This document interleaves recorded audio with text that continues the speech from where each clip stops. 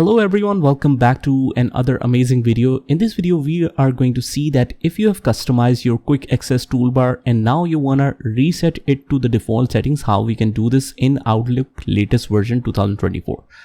So let's get started. So what I can do is I will just need to go to the settings here. I can click on more commands here. And from here, I will select quick access toolbar, and where it says in the customizations, reset all customizations, I'll just choose that, select yes and click OK, and that should reset your access toolbar. I hope you liked the video, and if you did, hit the like button, subscribe to our channel and turn on the notification bell, and I will see you in the next one.